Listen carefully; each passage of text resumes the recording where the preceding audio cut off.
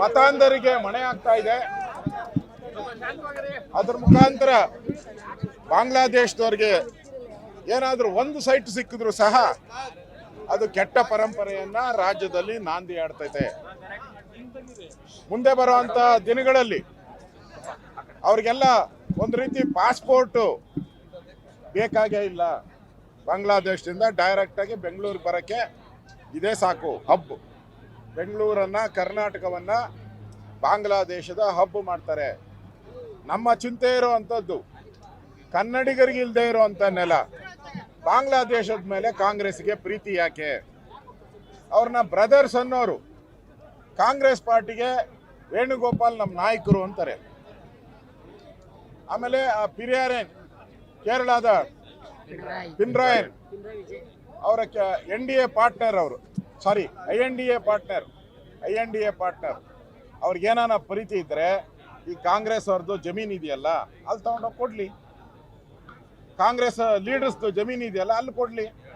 ಇದ್ಯಾಕೆ ಕನ್ನಡಿಗರದು? ಇದು 7 ಕೋಟಿ ಕನ್ನಡಿಗರಿಗೆ ಸೇರಿದ್ದು, ಇದು ಕಾಂಗ್ರೆಸ್ಗೆ ಸೇರಿದ್ದಲ್ಲ. ಈ ಜಮೀನೇನಾದ್ರೂ ಕಾಂಗ್ರೆಸ್ ಪಾರ್ಟಿಗೆ ಸೇರಿದ್ರೆ ಕೊಡ್ಲಿ ಇವರು. ಇದು ಕರ್ನಾಟಕದ 7 ಕೋಟಿ ಜನಗಳಿಗೆ ಸೇರಿದ್ದು ಜಮೀನು. ಇದನ್ನ ಯಾರೋ ವೇಣುಗೋಪಾಲ್ ಹೇಳಿದ್ರು ಅಂತ ಕೊಡಕ್ಕೆ ಸಾಧ್ಯನೇ ಇಲ್ಲ. ಈ ಹೊಸ ಸಂಪ್ರದಾಯ ಹಾಕಿದ್ರೆ ರಾಜ್ಯದಲ್ಲಿ ಒಂದು ರೀತಿ ದಂಗೆಯ ವಾತಾವರಣ ಎದ್ದೊಳ್ತದೆ. ಬಾಂಗ್ಲಾದೇಶರು ನಿರಂತರವಾಗಿ ವಲಸೆ ಬರೋದು, ಕರ್ನಾಟಕವನ್ನ ಡ್ರಗ್ ಮಾಫಿಯಾ, ಟೆರರಿಸ್ಟ್ ಮಾಫಿಯಾ, ಅಲ್ಲಿ ಹಿಂದೂಗಳ ಮೇಲೆ ಅಲ್ಲೇ ನಡೀತೈತೆ. ಅದನ್ನ ಕಾಂಗ್ರೆಸ್ ಅವರು ಇದುವರೆಗೂ ಖಂಡಿಸಿಲ್ಲ.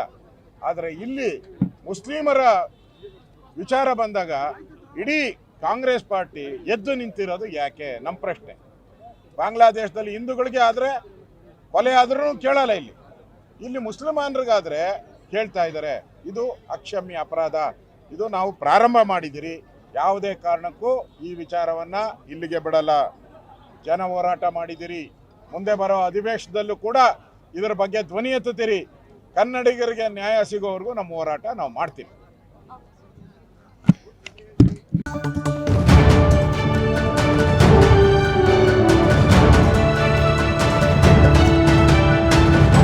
ರಾಜ್ ನ್ಯೂಸ್ ಕನ್ನಡ.